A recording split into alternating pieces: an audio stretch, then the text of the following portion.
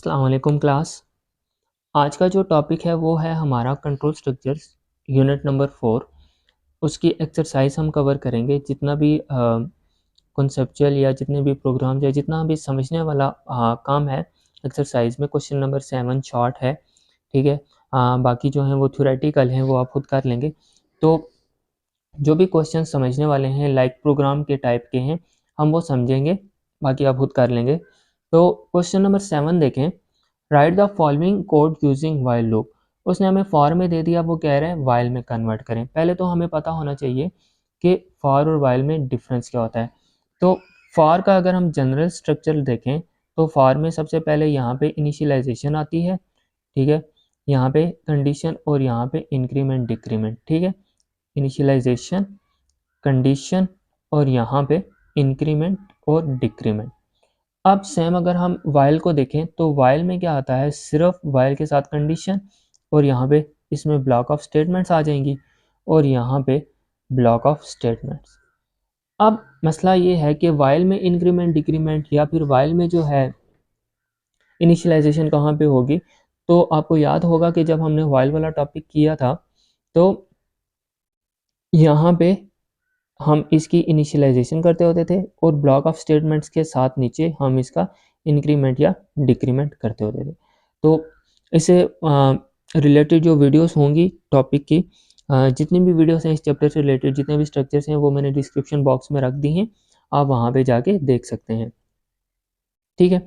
तो अब ये फॉर है, अब हमने इसको सिंपल वाइल में कन्वर्ट करना है। तो देखिए हम इसको कैसे कन्वर्ट करते हैं। सबसे पहले लिखा हुआ है सम इक्वल टू 0, तो ये अब इसका आंसर है। तो सम इक्वल टू 0 ये इसी तरह आ जाएगा, ठीक है। अब फॉर है तो हमें क्योंकि इसको कन्वर्ट करना था कि इसमें वाइल में, तो सबसे पहले इनिशियलाइजेशन है, तो इनिशियलाइजेशन कहाँ पे आ जाएगी, ऊपर। तो यहाँ पे केस इक्वल टू आ जाएगा 20, ठीक है। फिर कंडीशन आ रही है, कंडीशन हमेशा किसके साथ आती है, वाइल। तो अब हमें पता चल गया यहाँ पे वाइल शुरू हो जाएगा, वाइल के साथ आ गई जी कंडीशन के लेस देन 100। जब वाइल आ गया तो जाहिर सी बात है वाइल की बॉडी भी आएगी, तो वाइल की बॉडी आ गई। तो ब्लॉक ऑफ स्टेटमेंट में क्या लिखा हुआ है, sum equal to sum plus K. तो यहाँ पे क्या आ जाएगा, sum equal to sum plus K. और ब्लॉक ऑफ स्टेटमेंट्स के बाद हमने क्या करना था कि इंक्रीमेंट या डिक्रीमेंट लिखना था। इंक्रीमेंट या डिक्रीमेंट क्या हो रहा है, के इज इक्वल टू के प्लस 2।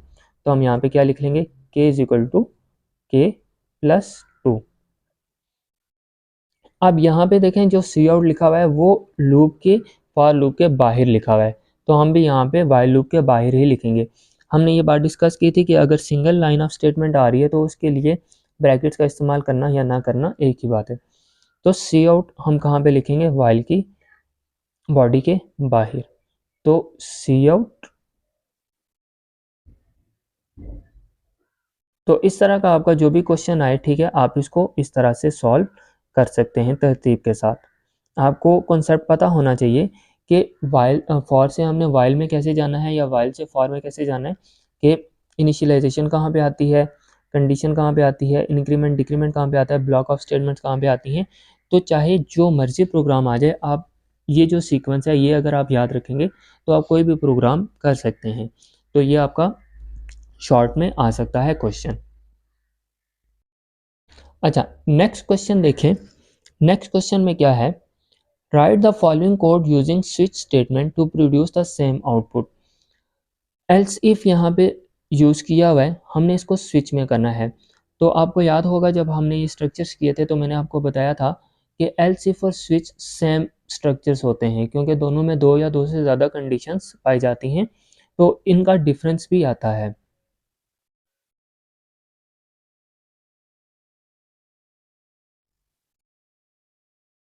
आप देखें ज़रा, हमने क्या करना है, एल्स इफ से ना स्विच में कन्वर्ट करना है। तो स्विच में क्या था कि स्विच में सबसे पहले एक्सप्रेशन आता था, हम यहाँ पे क्या लिखेंगे, स्विच, ठीक है।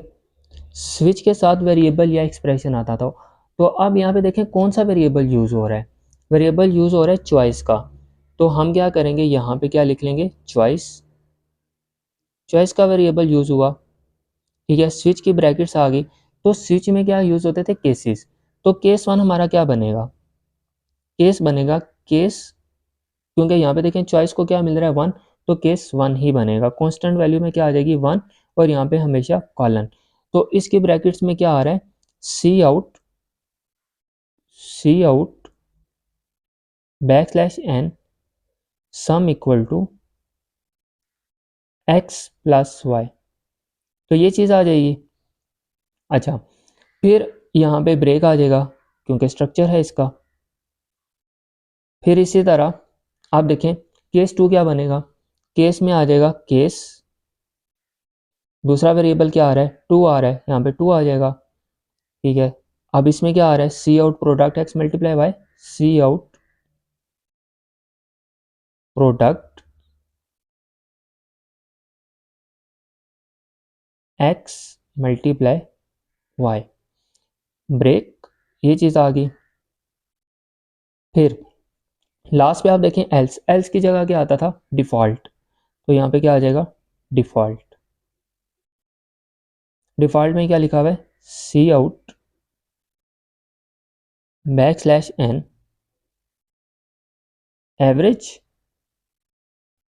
ठीक है, तो ये इसी के साथ आएगा, मैं यहाँ पे स्पेस नहीं है तो नीचे लिख रहा हूँ। ठीक है, X plus Y divided by 2 और ब्रेक, और स्विच का स्ट्रक्चर क्लोज हो जाएगा, स्विच की बॉडी यहाँ पे क्लोज हो जाएगी। तो अच्छा, आपने प्रोग्राम का हाथ से याद रखना है। देखें जैसे मैं प्रोग्राम बना रहा हूँ कि जब भी कोई स्ट्रक्चर इस्तेमाल होता है तो हम एक टैब आगे चले जाते हैं, तो आपने भी जैसे मैं बना रहा हूँ प्रोग्राम या बुक पे बने हो, तो आपने सिंटैक्स का भी हाथ से याद करना है कि हम कैसे प्रोग्राम बनाते हैं। तो इफ़ में देखें कि अगर चॉइस जो है वो 1 के इक्वल हो जाती है तो पहला केस चलेगा, अगर 2 के इक्वल हो जाती है दूसरा केस, अगर कुछ भी नहीं होता तो एवरेज। तो सेम यहाँ पे भी यही है कि चॉइस में अगर 1 आ जाए तो 1 1 के इक्वल हो जाएगा, तो सम करेगा, अगर 2 आ रहा है प्रोडक्ट करेगा, कुछ भी नहीं आ रहा तो एवरेज करेगा। तो जैसे ये वर्क कर रहा है सेम टू सेम ये प्रोग्राम भी आपका वैसे ही वर्क करेगा। अच्छा, नेक्स्ट क्वेश्चन देखें, नेक्स्ट क्या कह रहा है वो, what will be the output of the following code, के क्वेश्चन नंबर 9 है हमारे पास सामने गिवन है। इस तरह का क्वेश्चन आपका कोड वाला भी आता है, एरर वाला भी आता है, तो अभी कोड वाला है कि इसकी आउटपुट क्या होगी। क्वेश्चन आपको गिवन होगा, हमें आउटपुट बताना होगी कि आउटपुट क्या आ रही है। तो जब भी इस तरह का क्वेश्चन आए तो आपने कोड को लाइन बाय लाइन एग्जीक्यूट करना है। पहली लाइन है इंट के सम, यहाँ पे दो वेरिएबल्स क्रिएट हो रहे हैं। ठीक है, पहले का नाम उसने दिया के, दूसरे का नाम दिया सम, वेरिएबल डिक्लेरेशन होगी। अब यहाँ पे सेकंड स्टेप में क्या हो रहा है, सेकंड लाइन में के को वैल्यू असाइन हो रही है 1, सम को वैल्यू असाइन हो रही है 0, वेरिएबल इनिशियलाइजेशन होगी यहाँ पे। फिर तीसरे स्टेप में देखें कि यहाँ पे वाइल की कंडीशन लगी है, वाइल के इज इक्वल टू के लेस देन 10, 1 पड़ा हुआ है। ठीक है, के में क्या कंडीशन यहाँ पे ट्रू है, 1 लेस देन 10 है, बिल्कुल ट्रू है। हम वाइल की बॉडी में आ गए, वाइल की बॉडी में आए तो यहाँ पे क्या लिखा हुआ है सम, सम में पड़ा हुआ है जी 0 और के में पड़ा हुआ है 1, 0 प्लस 1 कितना होता है 1 होता है, और ये 1 वापस किसको मिल रहा है, सम को ही मिल रहा है। नीचे स्टेप में आए सी आउट, सी आउट जो ही आया हम आउटपुट पे चले जाएंगे, मैं यहीं पे आपके सामने बना लेता हूँ। ठीक है, आउटपुट स्क्रीन आ गई, आउटपुट पे आए तो सी आउट में लिखा हुआ है के। अब के क्योंकि एज ए वेरिएबल आ रहा है तो वेरिएबल हमेशा खुद नहीं आता बल्कि उसकी वैल्यू आती है, तो के में क्या पड़ा हुआ है 1, के इज इक्वल टू 1, तो यहाँ पे आ गया 1। और सम में क्या पड़ा हुआ है, सम में भी क्या पड़ा हुआ है, अभी 1 ही पड़ा हुआ है, तो यहाँ पे आ जाएगा 1। ठीक है, नीचे वाली लाइन में है के इज इक्वल टू के प्लस 2, के में 1 था प्लस 2 हो गया, अब कितना हो चुका है 3। अब ये 3 किसको मिल रहा है, वापस के को ही मिल रहा है। यहाँ तक आगे, अब यहाँ पे लूप खत्म नहीं होता बल्कि हम लूप की कंडीशन के पास वापस जाते होते हैं। तो हम लूप की कंडीशन के पास यहाँ पे क्या आगे ऊपर वापस आगे, जब यहाँ पे आए तो 3 लेस देन 10, 3 जो है वो क्या है 10 से लेस होता है, कंडीशन ट्रू है। हम वापस आए, sum is equal to sum plus K, sum में कितना आ गया था पहले, अब 1 आ चुका था, और अब के में अपडेटेड वैल्यू कितनी हो चुकी है 3, 1 प्लस 3 कितना होता है 4, 4 आ चुका। अब सम को कितना साइन हो रहा है 4, सी आउट में गए के था 3 और सम कितना हो चुका था 4। ठीक है, अब इसी तरह जब नीचे वाली लाइन चलेगी के इज इक्वल टू के प्लस 2, तो के में 3 आ चुका था, यहाँ पे देखें 3 आ चुका, 2 अब कितना हो चुका 5। अब वे वापस ऊपर जाएंगे 5 लेस देन 10, फिर से कंडीशन ट्रू है, फिर से जब कंडीशन ट्रू होगी तो ये दोबारा से चलेगा। अब सम में कितना पड़ा था 4, ठीक है 4 आ गया यहाँ पे, और के में कितना पड़ा था 5, ठीक है 4 + 5 कितना हो गया 9, 9 किसको मिल रहा है सम को। जब सी आउट चलेगा के में कितना था 5, ठीक है और सम में कितना हो चुका था 9। तो अब ये किस तरह एग्जीक्यूट हो रहा है, 1 में 3 ऐड करो आंसर लाओ, ठीक है फिर इसी तरह 3 में 5 ऐड करो आंसर लाओ, तो ये इस तरह चल रहा है।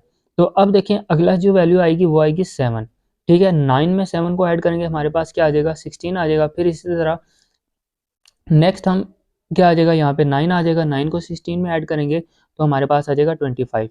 लेकिन जब हम अब वापस ऊपर जाएंगे तो ये 10 से 11 हो जाएगा, हमारी कंडीशन क्या हो जाएगी फॉल्स हो जाएगी, तो ये आगे एग्जीक्यूट नहीं करेगा। मैंने 3 इटरेशन करवा दी हैं, 3 इटरेशन आपने देख लेनी है, और एंड वाली 2 इटरेशन क्या की हैं मैंने डायरेक्ट कर दी हैं, वो भी वैसे ही होंगी, तो ये आपने खुद एग्जीक्यूट करनी है। अब नेक्स्ट क्वेश्चन देखें, क्वेश्चन नंबर 10, उसमें क्या कह रहा है, what will be the output of the following program segment. हमें एक प्रोग्राम सेगमेंट दिया गया, इसकी भी हमने आउटपुट निकालनी है। आउटपुट का सबसे जो बेहतरीन तरीका है निकालने का, प्रोग्राम को लाइन बाय लाइन एग्जीक्यूट करें, और होता भी ऐसे ही है। और आउटपुट पे हमेशा कौन सी वैल्यूज आती हैं, या तो सी इन जाएगी या सी आउट जाएगी। कंसोल पे सिर्फ जहाँ पे सी आउट लिखा हुआ है या सी इन लिखा हुआ है, सिर्फ यही 2 स्टेटमेंट्स जो हैं वो आपकी कंसोल पे जाती हैं, आउटपुट पे जाती हैं, अदरवाइज और कोई भी स्टेटमेंट नहीं जाती। तो हम इसको देखते हैं ज़रा, इंट ए बी सी, कितने वेरिएबल्स हैं यहाँ पे 3 वेरिएबल डिक्लेयर कर लिए। नीचे इन तीनों वेरिएबल्स को हमने वैल्यूज असाइन कर दी, ए को 0, बी को 1, सी को 2, ठीक है तीनों को वैल्यूज दे दी। ए में देखें क्या आ रहा है b+2, ए में पड़ा हुआ है जी 1, 1 + 2 कितना हो गया 3।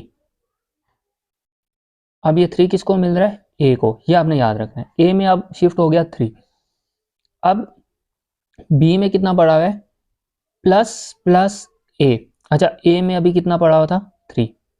प्लस प्लस का मतलब होता है प्री इंक्रीमेंट, आपने अपनी बुक में पढ़ा होगा 2 तरह के इंक्रीमेंट होते हैं, pre increment and post increment. ये हो गया प्री इंक्रीमेंट, प्री मतलब पहले, पहले इंक्रीमेंट होगा, ठीक है इंक्रीमेंट इसको साइन हो जाएगा, फिर वैल्यू जाएगी।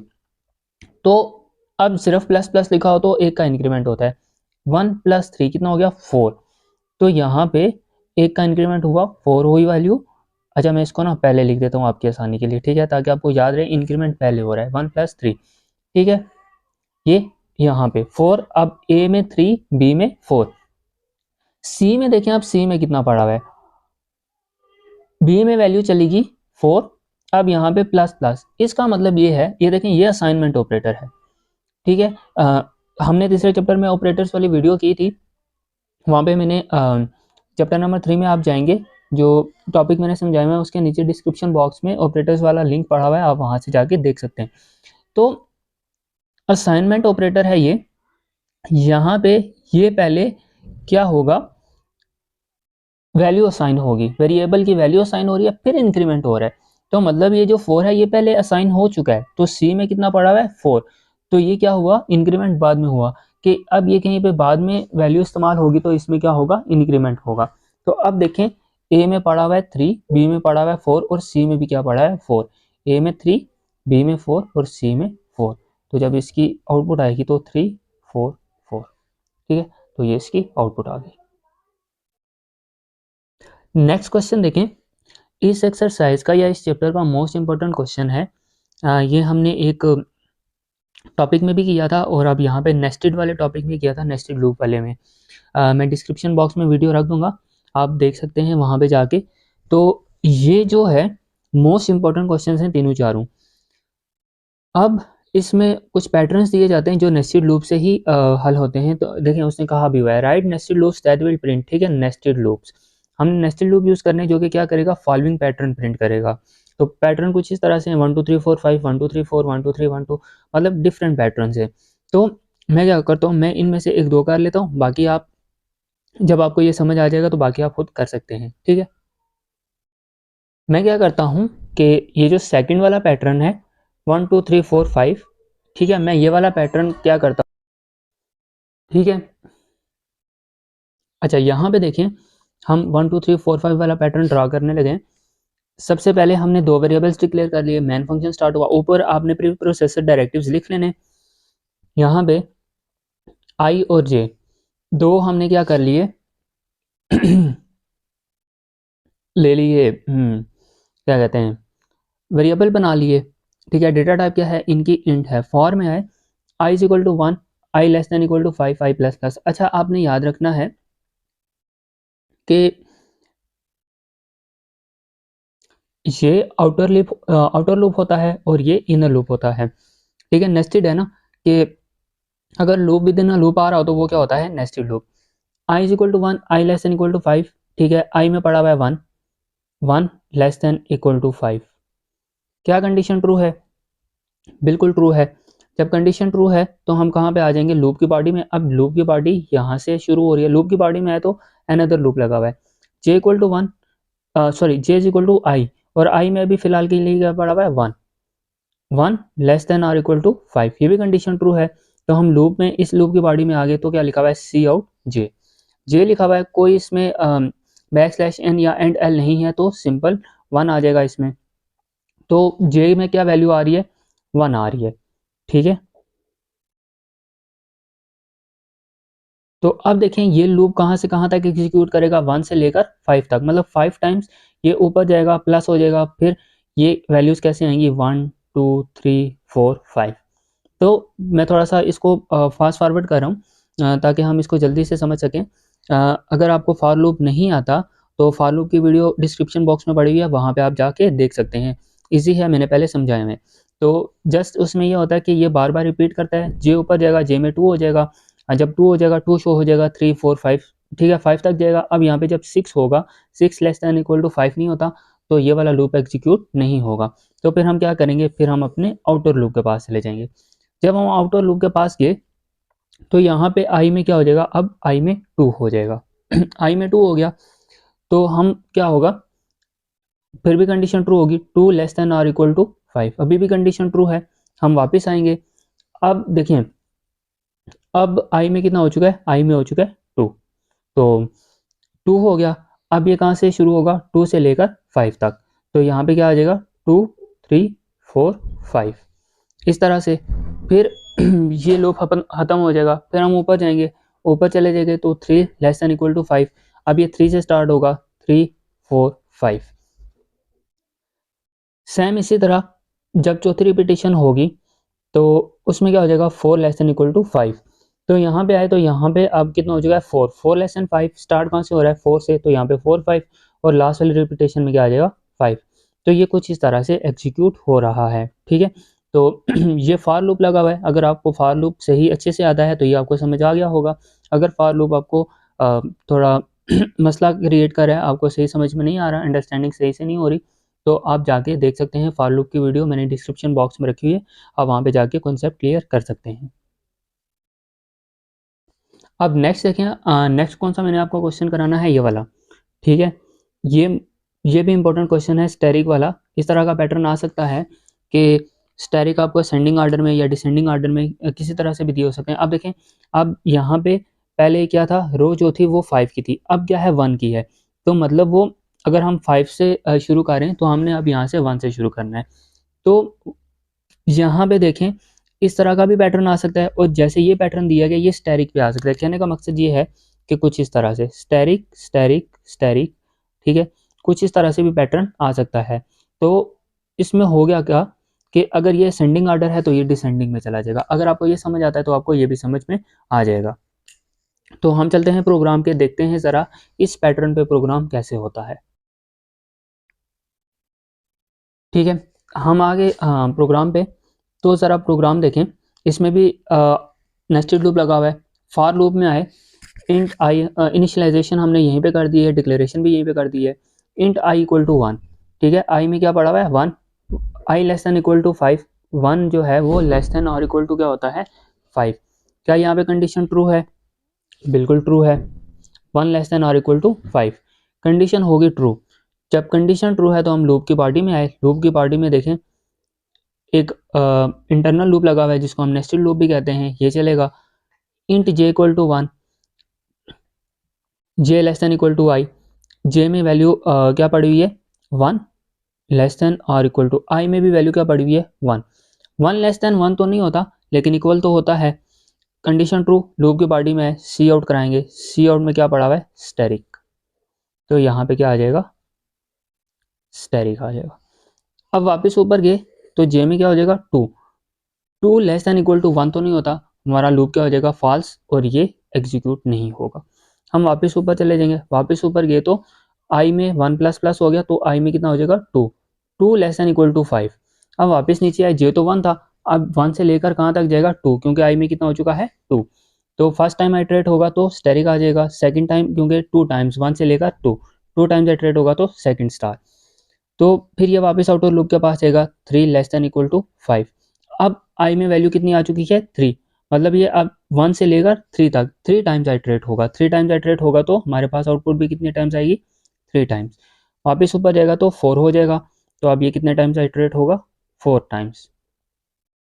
वापस ऊपर गए तो ये अब 5 टाइम्स क्या हो जाएगा आइटरेट होगा। अब जब लास्ट टाइम वो ऊपर जाएगा तो 6 हो जाएगा, 6 लेस देन इक्वल टू 5, ये कंडीशन ट्रू नहीं होगी, आउटर लूप खत्म। जब आउटर लूप खत्म हो जाएगा तो इनर लूप भी एग्जीक्यूट नहीं होगा। ठीक है, ये वाले क्वेश्चन आपने लाजमी करने हैं, ये आए तो आपके लॉन्ग में आते हैं और इम्पोर्टेंट क्वेश्चन है। इस चैप्टर से बाकी जितनी भी रिलेटेड वीडियोस हैं वो मैंने डिस्क्रिप्शन बॉक्स में रख दी हैं, आप वहाँ पे जाके देख सकते हैं।